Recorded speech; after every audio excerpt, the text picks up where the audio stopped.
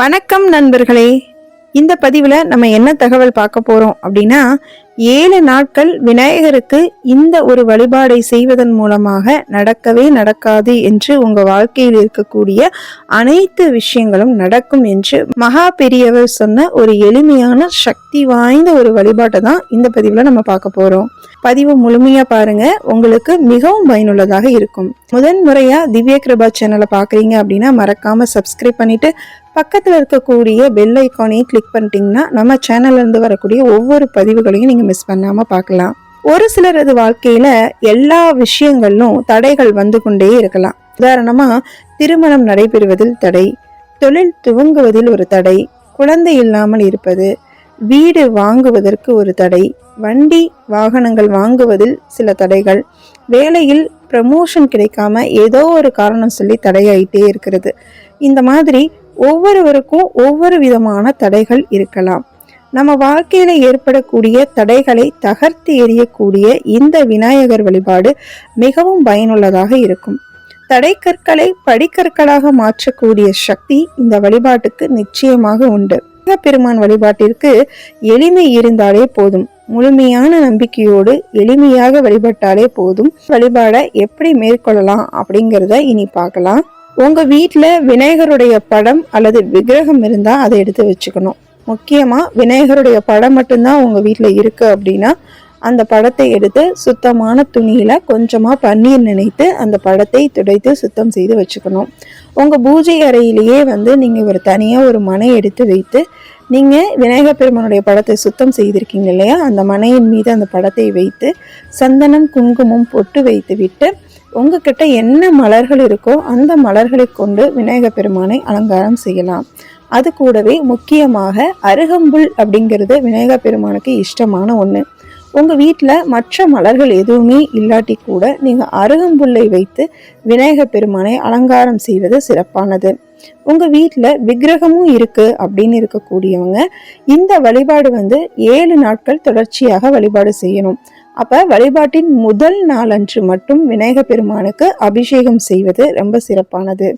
அபிஷேகம் செய்வதற்கு உங்களால் என்னென்ன பொருட்களை கொண்டெல்லாம் அபிஷேகம் செய்ய முடியுமோ அதை கொண்டு அபிஷேகம் பண்ணலாம். முக்கியமாக பால் அபிஷேகம், தேன் அபிஷேகம், சந்தன அபிஷேகம், பன்னீர் அபிஷேகம், திருநீர் அபிஷேகம்னு சொல்லிட்டு நிறைய அபிஷேக பொருட்கள் இருக்குது. இவற்றில் உங்களால் எந்த பொருட்களை கொண்டு அபிஷேகம் செய்ய முடியுமோ அதை செய்யலாம். முக்கியமாக அபிஷேகத்துக்கு பாக்கெட் பாலை பயன்படுத்தக்கூடாது என்று சொல்லப்படுது. நம்ம ஏன் பாக்கெட் பாலை பயன்படுத்தக்கூடாதுன்னு சொன்னால், புதிதாக பூஜை செய்யக்கூடியவர்களுக்கு அதனுடைய காரணம் தெரிஞ்சால் நிச்சயமாக பயன்படுத்த மாட்டாங்க. ஏன் அப்படின்னா, பாக்கெட் பால் அப்படிங்கிறது ஒரு முறை என்ன பண்ணியிருப்பாங்கன்னா சூடு பண்ணியிருப்பாங்க. அது நிறைய ப்ராசஸ் பண்ணி தான் நமக்கு பாக்கெட்டில் அடைச்சி வருது. சுட வைத்த பாலை கடவுளுக்கு அபிஷேகம் பண்ணக்கூடாது, நெய்வேத்தியம் பண்ணலாம், அபிஷேகம் பண்ணக்கூடாதுன்னு சொல்லுவாங்க. அதனால தான் பாக்கெட் பாலில் அபிஷேகம் பண்ணாதீங்க. உங்களுக்கு ஃப்ரெஷ்ஷாக அன்னன்னைக்கு கறந்து நம்ம வீட்டுக்கிட்டேயே பால் ஊற்றுவாங்க இல்லையா, அந்த மாதிரி அவங்க கிட்ட வாங்கி அபிஷேகம் செய்வது சிறப்பு. ஒருவேளை உங்களுக்கு பாக்கெட் பால் மட்டும்தான் கிடைக்குதுன்னா நீங்கள் அந்த பால் அபிஷேகத்தை தவிர்த்து விடுவது நல்லது. எந்த ஒரு வழிபாடு செய்தாலுமே வழிபாட்டு முறைகளை நம்ம ரொம்ப சிரமப்படுத்தி வச்சுக்கிட்டோம் அப்படின்னா அந்த வழிபாட்டை நம்ம தொடர்ச்சியாக செய்ய மாட்டோம். ஏன் அப்படின்னா, ஒரு நாள் அந்த வழிபாடை செய்வோம், இல்லாட்டி 2 நாள் பண்ணுவோம். 3ஆவது நாள் ஐயோ இவ்வளோ ப்ராசஸ் இருக்குது, எப்படி நம்ம இந்த வழிபாடு பண்ணுறது அப்படின்னு சொல்லிட்டு அந்த வழிபாட்டையே நம்ம 1 நாள் 2 நாளுக்கு அப்புறம் நிறுத்திடுவோம். அப்போது நம்ம வழிபாட்டை எளிமையாக்கி கொள்வது தான் தொடர்ச்சியான ஒரு வழிபாட்டிற்கு ரொம்ப சிறப்பானதுன்னு சொல்லலாம். அந்த வகையில் உங்கள் வீட்டில் இந்த அபிஷேகம் பொருட்கள்லாம் இருக்குது, என்னால் பண்ண முடியும்னு நினைக்கிறவங்க இந்த பொருட்களெல்லாம் வைத்து அபிஷேகம் பண்ணலாம். அபிஷேகம் பண்ணணும்னு விருப்பம் இருக்குது, ஆனால் ரொம்ப எளிமையாக இருக்கணும் அப்படின்னா பன்னீர் அபிஷேகம் செய்வது சிறப்பானது. நான் எப்பொழுதுமே வீட்டில் எல்லா கடவுளுக்குமே பன்னீர் அபிஷேகத்துக்கு ரொம்ப இம்பார்ட்டன்ட் கொடுப்பேன். அதனால் பன்னீர் அபிஷேகம் செய்வது அந்த இடமே ரொம்ப நறுமணமாக இருக்கும். உங்களுக்கு முடிஞ்சால் பன்னீர் அபிஷேகம் செய்து விநாயகர் பெருமானுடைய விக்கிரகத்துக்கு சந்தனம் குங்குமம் போட்டு வைத்து அருகம்புல்லோ அல்லது வேற மலர்கள் உங்களுக்கு கிடைத்தாலோ அலங்காரம் செய்து அதையும் மனையின் மீது வைத்து கொள்ள வேண்டும். அடுத்தது நம்ம தீபமேற்றி வைக்க வேண்டும். அதாவது நம்ம எந்த ஒரு கடவுளுமே வந்து பார்த்தீங்கன்னா ஆரம்ப காலகட்டத்தில் வந்து எந்த ஒரு சிலை வழிபாடோ அல்லது சுவாமி படங்கள் வழிபாடோ கிடையாது. எல்லா தெய்வத்தையுமே வந்து தீபத்தில் எழுந்தருள செய்து வழிபாடு செய்ததான் நம்ம முற்காலத்துலலாம் வழக்கமாக இருந்திருக்கு. இப்போ இருக்கக்கூடிய காலகட்டத்தில் நம்மளுடைய கவனம் சிதறுவதற்கு நிறைய சூழ்நிலைகள் நம்மளை சுற்றி இருப்பதனால் நம்மளுடைய கவன சிதறல் ஏற்படாமல் இருக்கவே அந்தந்த கடவுளுக்கான சுவாமி படங்கள் விக்கிரகங்கள் அப்படின்னு சொல்லிட்டு நம்ம உருவாக்கி அந்த வழிபாடு பண்ணிட்டு இருக்கோம். ஆனாலுமே அது கூடவே நம்ம என்ன பண்ணணும் அப்படின்னா தீபம் ஏற்றி வழிபாடு செய்வது அப்படிங்கிறது முக்கியமான ஒரு விஷயமாக கருதப்படுது. இந்த தீபத்துல நம்ம எந்த எண்ணெயை பயன்படுத்தணும் அப்படிங்கிறது முக்கியமான ஒரு விஷயமாக கருதப்படுது. நெய் விளக்கு ஏற்றலாம் அல்லது சுத்தமான நல்லெண்ணெய். சுத்தமான நல்லெண்ணெய் அப்படின்னா நம்ம சமையலுக்கு பயன்படுத்தக்கூடிய நல்லெண்ணெய் எதுவோ அதைத்தான் வந்து இந்த தீபத்துக்கும் நம்ம பயன்படுத்தணும். நெய் விளக்கு அப்படின்னா இப்போ நிறைய கோவில் முன்னாடியே வந்து பார்த்தீங்கன்னா ரெடிமேடாக நெய் விளக்கு விற்கும். அதை வாங்கி பயன்படுத்துறது அது நம்ம சுவாசத்துக்கும் சரியில்லை, நம்ம வழிபாடு பண்ணுற பூஜைக்கும் அந்த விளக்கு சரிப்படாது. சுத்தமான நெய் வாங்கி ஒரு அகல் தீபமாவது அதில் ஏற்றுவது சிறப்பானது, அல்லது நல்லெண்ணெய் தீபம் ஏற்றி வழிபாடு செய்வது சிறப்பானது. அதுக்கடுத்தது முக்கியமாக இந்த தீபத்துக்கு பயன்படுத்தக்கூடிய திரியை பற்றி பார்க்க போகிறோம். இதுதான் இதில் முக்கியமான ஒரு பரிகாரமே. நம்ம தீபத்துக்கு பஞ்சத்திரி தான் பயன்படுத்துவோம் இல்லையா? அது கூடவே வெட்டி வேர்னு சொல்லிட்டு நாட்டு மருந்து கடைகளில் கிடைக்கும். ஒரு 10 ரூபாய்க்கு வாங்கினீங்கன்னாவே மாசக்கணக்கில் பயன்படுத்தலாம், நிறையவே கிடைக்கும்.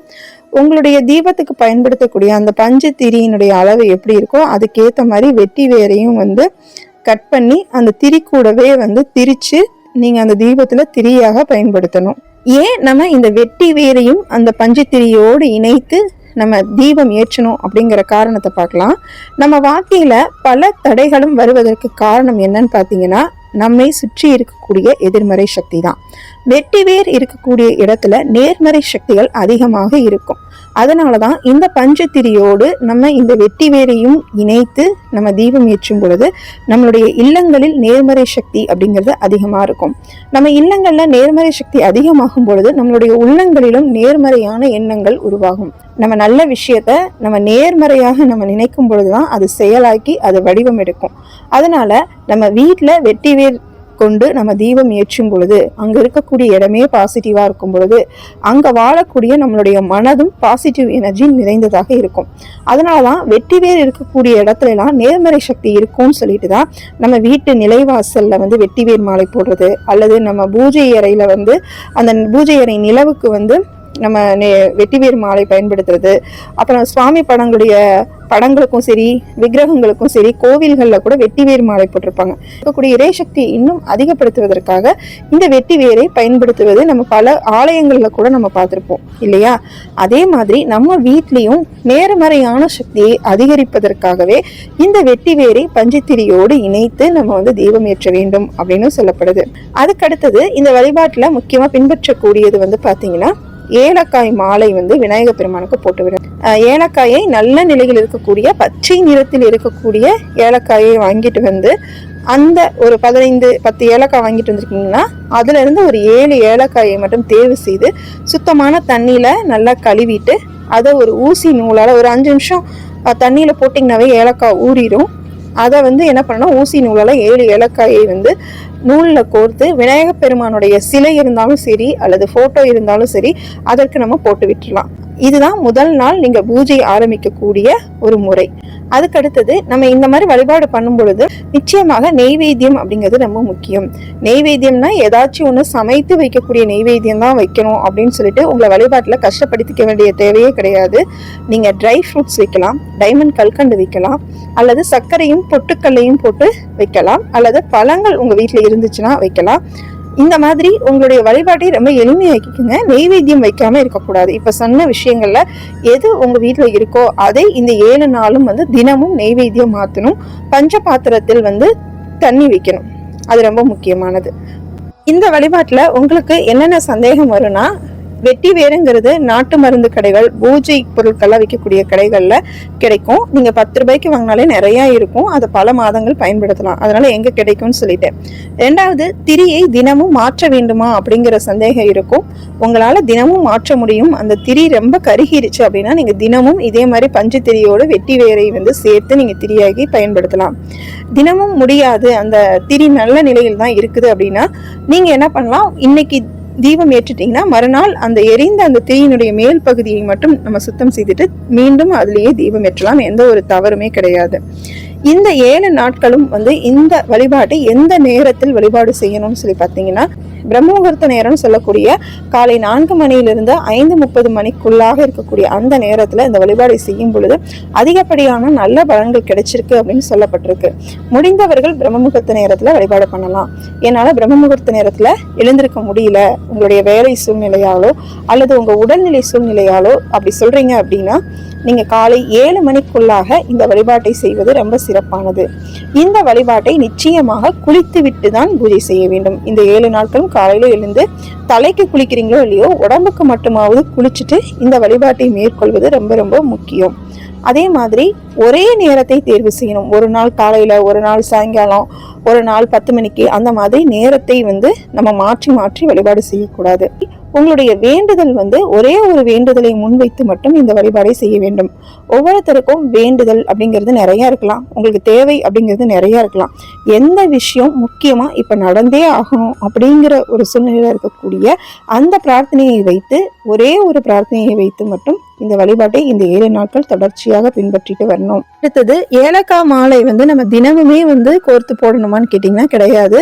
நீங்க முதல் நாள் ஏலக்காய் மாலை போட்டா மட்டும் போதும்.